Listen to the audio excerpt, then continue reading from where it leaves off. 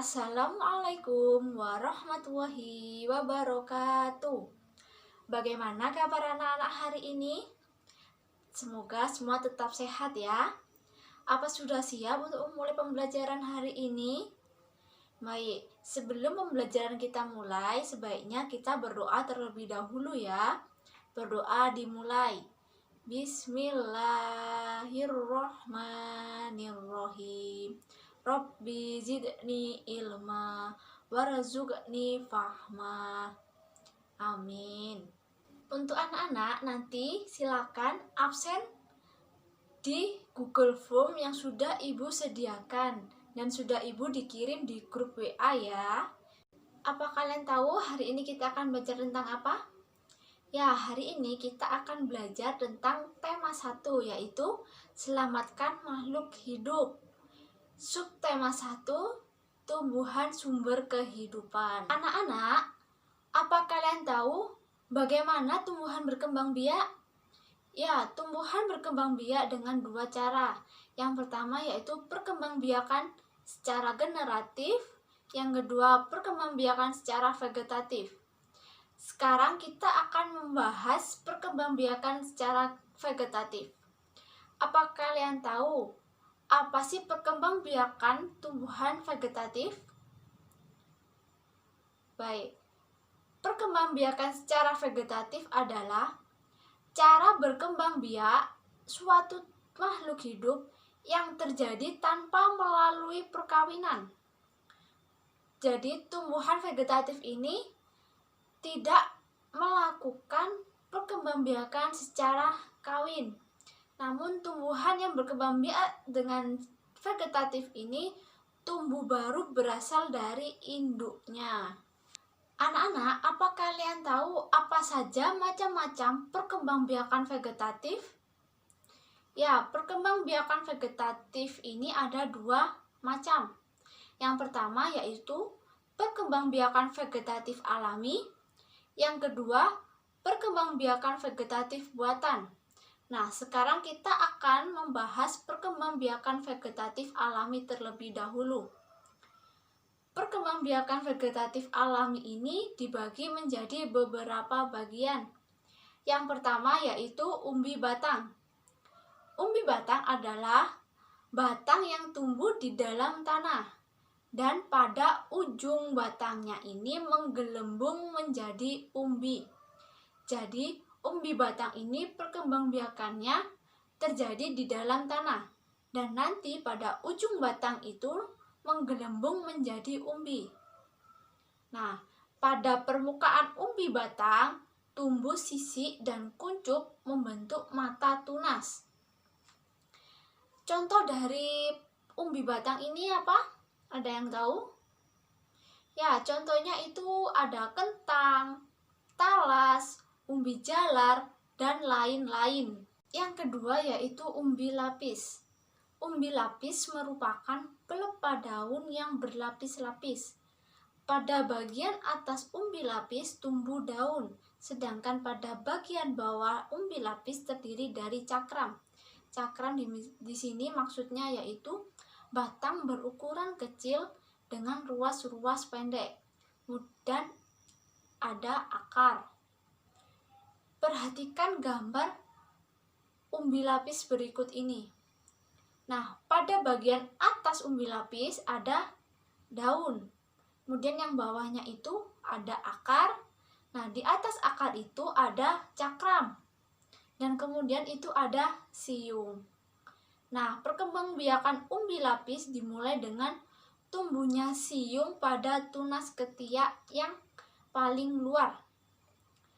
Contoh dari tumbuhan yang memiliki umbi lapis yaitu bawang merah, bawang putih, bunga bangkung, dan bunga tulip. Yang ketiga yaitu umbi akar.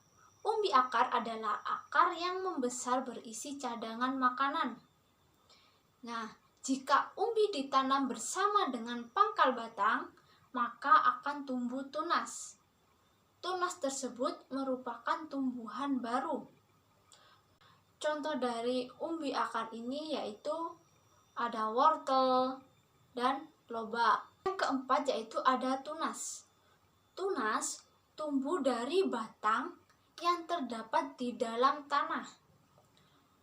Tunas muda menjadi tumbuh baru dan tumbuh besar di sekitar induknya. Nah, jadi walaupun induknya ditebang, tunas ini akan tumbuh terus. Jadi tidak bergantung pada induknya. Contoh dari tumbuhan yang berkembang biak dengan tunas antara lain yaitu pisang, bambu, dan tebu. Nah, tadi kita sudah membahas perkembangbiakan tumbuhan vegetatif secara alami. Dari sini apa kalian sudah paham? Baik, kalau begitu Ibu lanjutkan dengan perkembangbiakan vegetatif secara buatan. Apa saja macam-macam perkembangbiakan vegetatif buatan? Apa ada yang tahu? Yang pertama yaitu adalah mencangkok. Mencangkok adalah memperbanyak tanaman atau tumbuhan dengan cara memotong dahan tumbuhan induknya. Jadi mencangkok ini dilakukan dengan cara memotong dahan induknya. Namun, tumbuhan yang dapat dicangkok ini adalah tumbuhan dikotil atau biji berkeping dua. Jadi, tanaman yang dapat dicangkok yaitu hanya tanaman yang memiliki biji berkeping dua. Contohnya apa? Contohnya yaitu ada jeruk, jambu, mangga, durian, dan lain-lain. Yang kedua yaitu ada okulasi atau menempel. Okulasi atau menempel ini adalah menempelkan mata tunas dari dua tanaman yang sejenis, tetapi berbeda sifatnya. Misalnya, mangga mana lagi dengan mangga arum manis. Ini tanaman yang sejenis tapi memiliki sifat yang berbeda. Yang ketiga yaitu ada menyambung atau mengeten. Menyambung atau mengeten adalah menggabungkan batang bawah dan batang atas dari dua tanaman yang sejenis. Misalnya, ada dua tanaman mangga. Tanaman mangga pertama berakar kuat, tetapi buahnya asam. Sedangkan tanaman mangga yang kedua berakar lemah, tetapi buahnya sangat manis. Jadi mengeten atau menyambung ini hampir sama dengan okulasi atau menempel, yaitu dengan tujuan menggabungkan sifat unggul dari dua tanaman sehingga diperoleh satu tanaman yang memiliki gabungan sifat unggul. Yang keempat yaitu ada menyetik. Menyetik adalah memperbanyak tumbuhan dengan menancapkan atau menanam potongan-potongan batang tumbuhan induknya. Jadi menyetik ini yaitu menancapkan dari batang induknya. Nah, dari tumbuhan yang dapat disetik ini antara lain yaitu ada ketela pohon, tebu, mawar, kangkung, dan lain-lain. Yang kelima yaitu ada merunduk. Merunduk adalah memperbanyak tumbuhan dengan cara merundukkan batang atau cabang ke tanah sehingga tumbuh akar. Setelah akar banyak, cabang yang berhubungan dengan tumbuh induk dipotong. Tumbuhan yang biasa dikembangbiakkan antara lain almanda, kemudian ada selada air, anggur, dan sebagainya. Nah, itu tadi adalah tentang perkembangbiakan tumbuhan secara vegetatif. Nah, dari penjelasan Ibu tentang perkembangbiakan vegetatif ini, apa sudah paham? Baik, kalau sudah paham, Ibu lanjut. Nah, yang selanjutnya yaitu kita akan membahas tentang teks laporan. Teks laporan ini masih berhubungan dengan perkembangbiakan vegetatif. Nah, apa kalian tahu apa sih teks laporan itu? Ya, teks laporan adalah teks yang berisi laporan hasil pengamatan atau penelitian yang telah dilakukan dan bertujuan untuk memberikan informasi kepada pembaca. Jadi teks laporan ini yaitu adalah teks yang berisi dari hasil pengamatan atau penelitian yang telah dilakukannya. Nah, teks laporan ini berdasarkan hasil pengamatan dan berdasarkan data-data yang valid yang telah dikumpulkan, bukan berdasarkan imajinasi dari penulis. Adapun ciri-ciri teks laporan, yaitu yang pertama ada teks laporan berisi fakta-fakta. Yang kedua, berisi hasil penelitian yang lengkap dan telah teruji. Yang ketiga, bersifat objektif, tidak berisi pendapat pribadi, jadi tidak berdasarkan pendapat dari sang penulis itu sendiri. Yang keempat yaitu bersifat informatif dan komunikatif. Yang kelima, tidak menyimpang. Yang keenam yaitu menarik, berisi data-data yang jelas. Ketujuh yaitu ada menggunakan bahasa ilmiah. Nah, itu adalah ciri-ciri dari teks laporan. Adapun langkah-langkah dalam membuat teks laporan, yaitu yang pertama, membuat judul yang sesuai dan menarik. Yang kedua, membuat kerangka berpikir yang sesuai dengan hasil pengamatan. Yang ketiga, menyusun teks berdasarkan ide atau gagasan yang telah diamati. Yang terakhir yaitu mengulas kembali teks laporan. Nah, di sini Ibu mempunyai sebuah cerita. Ceritanya yaitu suatu hari liburan sekolah telah tiba. Edo pergi mengunjungi pamannya di desa. Nah, Edo datang ke rumah pamannya tidak hanya untuk berlibur saja. Dia juga belajar di sana. Bu guru memberikan tugas selama liburan, yaitu memberikan tugas yaitu hasil laporan tentang suatu hal yang menarik dan bermanfaat. Di rumah pamannya, Edo pergi ke ladang. Pamannya mempunyai ladang. Di sana pamannya menanam tanaman singkong. Nah, Edo ingin mengetahui bagaimana perkembangbiakan singkong dan bagaimana cara menanam singkong tersebut. Nah, berikut adalah contoh teks laporan dari pengamatan yang dilakukan oleh Edo, yaitu tentang perkembangbiakan singkong. Nah, itu tadi adalah hasil laporan pengamatan yang dilakukan oleh Edo.